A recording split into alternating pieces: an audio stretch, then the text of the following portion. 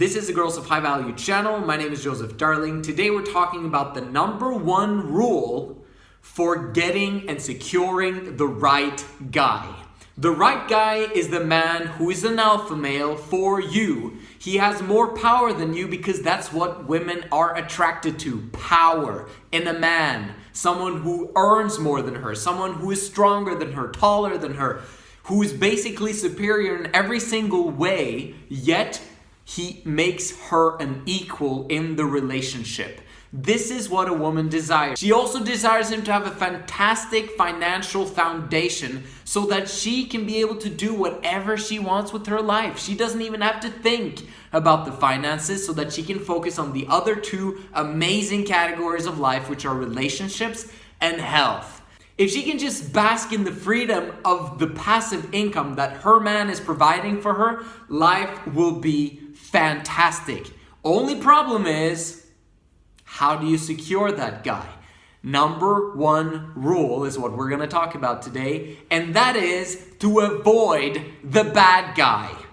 That's right. The number one way to get the right guy is to avoid the bad guy in the first place. Why is avoiding the bad guy so critically important? It is because the high value man wants a woman that has as little baggage, emotional baggage, and as little history and exes as possible. Because the less sexual partner she's had, the more able she will be to bond with her high value man in the future. The more sexual experience and the amount of sexual partners she's had, the higher probability of mental instabilities that the high value man now has to deal with in order for the relationship and for his life and the family to work. And from experience, we know that that crap comes from bad guys. So what is my definition of a bad guy? It is any guy who has the intention of getting into your pants without commitment. That is a bad guy. Someone who is willing to use you for a certain period of time without providing for you, without protecting you, but simply giving you all those wonderful emotions temporarily until he gets what he wants, and then he can continue if he falls in love with you. That's great. There's tons of bad guys who fall in love with feminine, unburdened women. However, over time, this bad guy, because he is a blamer, he's going to blame this girl, and eventually there's going to be tons of emotional issues, and most of the time, as always happens, there's going to be a breakup, there's going to be tears, there's going to be heartache, there's going to be pain, and he was the one who caused it. He was the problem. And you've now created a scenario with emotional baggage that could have been prevented if that bad guy had not been your leader in the first place. I know I'm speaking quite passionately about this, but understand that I'm doing this from the standpoint of we want to protect women and children. We want to create beautiful families and amazing next generations. And the only way to do that is to explain what is going on in teenagers' youth and in their 20s. What's happening? Well, basically, boys and girls are being allowed to do whatever they want, pretty much. I mean, age 18, it's your life, right? And we should allow them to do whatever they want. Unfortunately, though, they're uneducated in these most important subjects of life, which is relationships, the male and female dynamic. Guys learn from YouTube channels how to turn women on, which is great. I mean, women want to be turned on, right? The only problem is, if a woman gets turned on by the wrong guy, the bad guy, it screws her over completely to the point where she can't bond with the high value guy in the future. When you're having sex outside of a long-term committed relationship, and I'm talking long-term right now, you're playing Russian roulette with your future joy and happiness. But how do you avoid the bad guy? Because he is the guy that turns the most women on during high school years and in the early 20s. He's the one who's bold. He's the one who has confidence. He's the one who flirts with all the girls and doesn't care. He's the one who basically gets a lot of attention because he goes against what the rules are and what adults say. He's the one who introduces these girls to alcohol, to drugs. He's the one who introduces them to sex. He's the one who does everything. He leads women. The reason why he does it is because he's being massively rewarded for his actions. Haven't you noticed? Men do what they do to impress women. Always. So if women reward that kind of behavior that bad guys are doing, they're going to continue to be bad guys forever. It's not because they understand the whole purpose of life and all of relationships and male and female dynamics that they do it. They do it because they actually are rewarded immediately for their actions. If guys properly understood the beginning and the end of what happens to women when they have lots of sexual partners. Men and women are not the same when it comes to this. If men, including bad guys, understood the full picture of a woman's sexuality and her mindset and what happens to her after she turns 30 and 35 and 40, becoming someone's future wife and mother of the next generation of children, men wouldn't keep thinking the way they do in high school and in their early 20s. They're just freaking horny and they're just doing everything that they can to get inside your pants. Which is a problem, as we can see. Whenever a guy manages to make you, as a woman, believe that you're inferior to him, you will look up to him, which makes it so that he is the one who has power. And what are women attracted to? Power. This is how women feel as if they're magically attracted to these bad guys. And then you begin to hear from movies and from media and from other women in general, follow your heart. You need to follow your emotions. Unfortunately, during those early stages of life, it's the bad guys that get the best girls. And it's wrong. It's bad for society. It's bad for those women, especially. The best girls should really be the ones who get the best lives. Unfortunately, that's very often not the case. Because it's the bad guys that get to choose the girls that they want to be with during that time frame. So should you really, as a woman, trust your emotions? Yes and no. I would say no in terms of your early youth, your teenage years, and in your early 20s when you have no thoughts of committing to a long-term relationship at all. The guy you meet during this time frame, 80 to 95% of the time will not be your long-term committed partner. Realize this. Most women choose their lifelong partner in their mid-30s. And it's not only because of their careers that they've prioritized their careers. It's partly also because they haven't found the right guy and they've just been hurt a lot of times throughout their youth. If they had found the right guy, they would have stuck to the right guy for the long term. But they obviously haven't found him. Every time you enter into a relationship, you are infatuated, you are in love. You hope that this relationship is going to last forever at that moment in time. It almost never does.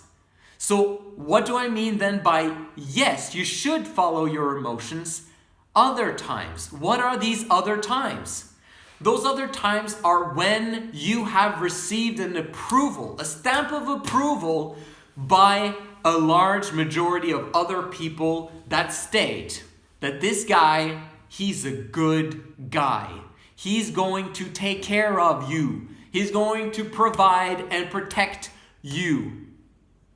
If you know that that is the case, and you have a list of selections of guys who fit into that criteria, now you can follow your emotions. Now you can begin to find out which of these guys are the best ones. And because of the people around you, the ones who have participated in the stamp of approval process, love you, they want what's best for you, and they'll strive their best to find the best guy for you. This is not our culture in today and age. Today we're basically doing the hookup culture and the modern dating game with Tinder and Bumble and all crazy apps that destroy relationships in the long run. Some people might say, well, I found my boyfriend and girlfriend on these apps. These apps are amazing. Great. For a very few minority of people. For most people, it will always decrease women's self-worth and confidence. For guys, it will increase their confidence, making it so that they receive immediate rewards for managing to sleep around, and then causing them to remain in that state of mind until they're like 33, 34, 35, when they begin to see, you know what, I do want to settle down. I do want a family and I do want stability, but most of all, I want depth in my long-term relationship. Both genders desire depth. However, in our early teenage years and in our late teenage years and in our 20s even, we've got no idea how to create depth in a relationship. Got no idea. And yet we try it out and then, well, at least we learned from the experience. No, you got broken from that experience. And it happened again and again and again. There's so much more I could say about this, but let's go into the details of how to actually avoid the bad guy first of all. Because you've got to allow the people around you, the ones who love you, to create that list of people that they use the stamp of approval on. That won't happen naturally. That will happen over time. But you've got to set the criteria and say, this is what I'm looking for. I want to get hitched and find a long-term committed relationship at this age, and put them to work for you. It's called passive income, or passive other people working for you, okay, and with you in order to make things happen. And people are excited when they can help you to find the guy that you eventually will have a fantastic life with. But while they do that, how do we avoid the bad guy? Number one, never trust your emotions. You can't follow your heart during this time frame before you receive that list with the stamp of approval from the people that you love. You can't start that process. Don't follow your heart, because you'll always get screwed over most of the time. Second of all, simply make the decision to not have any sexual relations before you find that guy who's received the stamp of approval.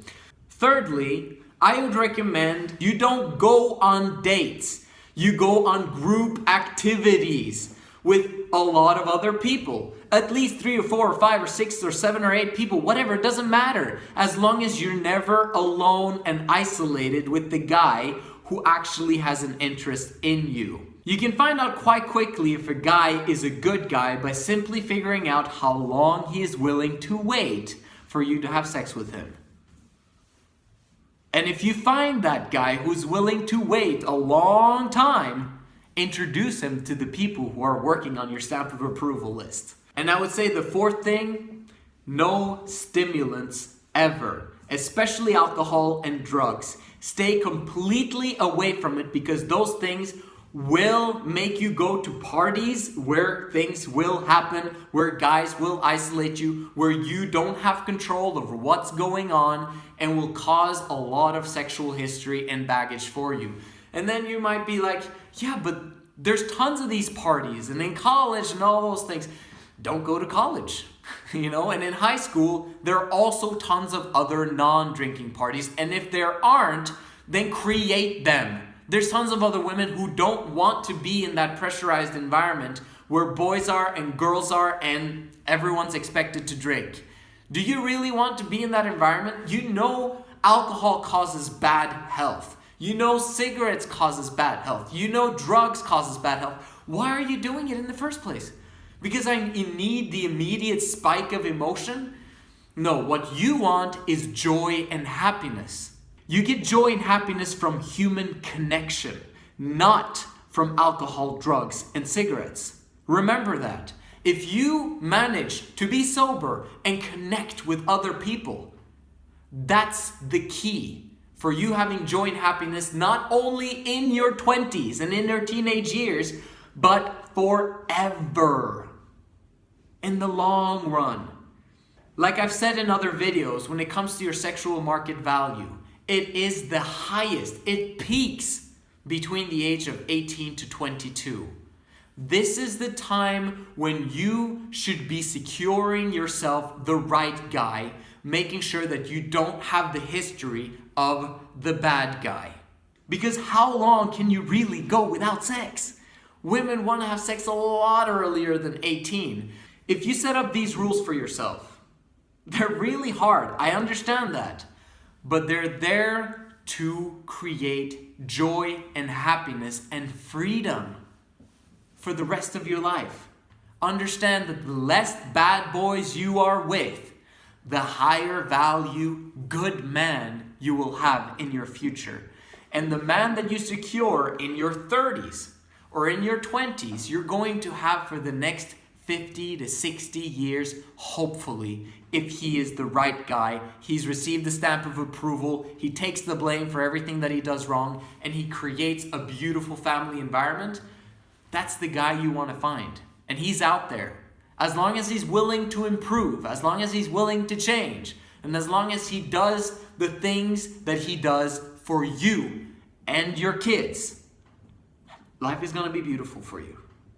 That's what we talk about here on the Girls of High Value channel. Comment down below if you have any suggestions or thoughts for what women can do to avoid the bad guys. I want to hear it from you guys. My name is Joseph Darling. This is the Girls of High Value channel. I'll see you in the next video.